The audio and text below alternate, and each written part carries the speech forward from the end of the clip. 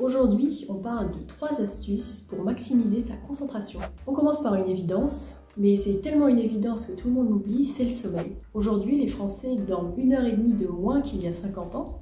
13% des 25-45 ans considèrent que dormir c'est une perte de temps, et ce qui reflète bien que nos sociétés sont des sociétés où on cherche à maximiser notre temps éveillé tout en essayant d'optimiser ce temps-là. Mais encore faut-il être en forme. La concentration elle est directement impactée par notre niveau de fatigue et notre temps de sommeil, et c'est ce que ont montré des expériences menées à la fin du 19e siècle qui observaient les conséquences de la privation de sommeil. Une image que je trouve parlante, c'est le parallèle entre le fonctionnement du cerveau et le fonctionnement d'un ordinateur.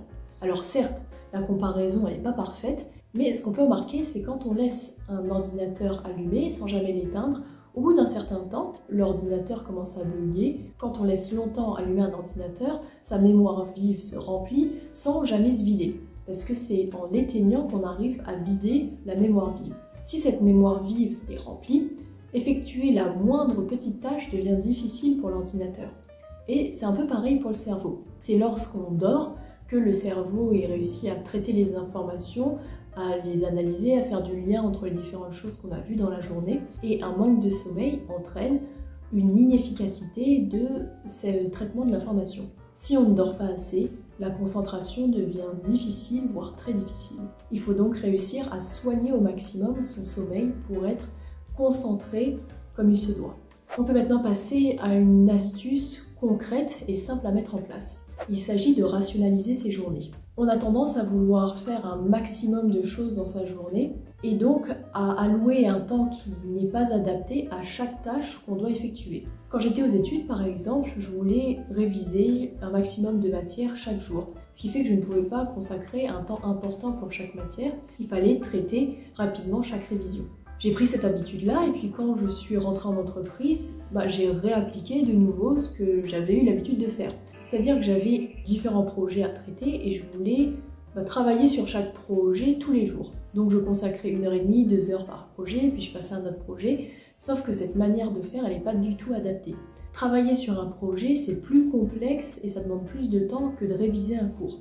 Il est préférable de consacrer des sessions horaires plus importantes, bloquer des demi-journées ou des journées pour chaque projet. Parce qu'en fait, à chaque fois, il faut se replonger dans le projet, voir les changements qui ont été effectués, voir les nouveautés qu'on doit apporter au projet, et donc ça demande une concentration assez importante. Si on consacre un temps plus important à chaque session de travail, ça permet aussi d'aboutir à des résultats plus finis, plus satisfaisant et de rester motivé pour travailler sur son projet. La motivation est un aspect important de la concentration.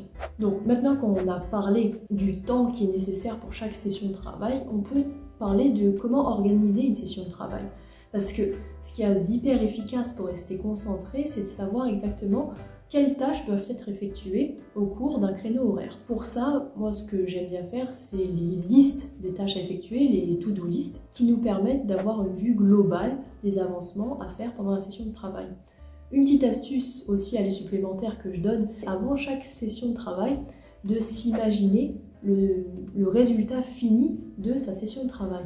Ça permet d'anticiper le résultat et de s'imaginer la satisfaction ressentie une fois le travail accompli. C'est un catalyseur de concentration pour le cerveau et je vous conseille de le tester. Une fois qu'on a fait sa liste des tâches à effectuer, c'est bien aussi de barrer au fur et à mesure les choses qui ont été effectuées. C'est un petit boost pour le cerveau, c'est une sorte de récompense qui va vous aider aussi à rester bien concentré. Pour autant, la liste qui est faite avant la session de travail, elle doit rester réaliste. On a tendance à sous-estimer le temps qu'on va accorder à chaque tâche et donc se retrouver dans une situation où on dépasse les délais qu'on s'était soi-même imposés, ce qui va engendrer du stress et ce qui va être néfaste en conséquence pour la concentration. Une petite astuce, ça consiste à ajouter 20 à 30% de plus à la durée qu'on s'était imaginé pour réaliser une certaine tâche. En général, ça permet d'avoir une bonne approximation des durées qui sont nécessaires et au mieux, si vous terminez avant, vous avez le temps pour vous lancer dans autre chose. En bref, la concentration, c'est une question de forme physique et mentale. Je vous ai pas fait l'affront évidemment de vous parler d'éteindre votre téléphone ou d'éviter les pauses café incessantes, je pense que ça tout le monde le sait. Mais se concentrer longtemps, ça demande aussi de l'habitude, donc la concentration c'est quelque chose qui se travaille. Dites-moi en commentaire, vous, quelles sont vos astuces pour mieux vous concentrer, ça pourrait être bénéfique pour d'autres personnes. Et puis si vous avez apprécié la vidéo, n'hésitez pas à liker, à vous abonner, et on se dit à la semaine prochaine pour une autre vidéo sensationnelle.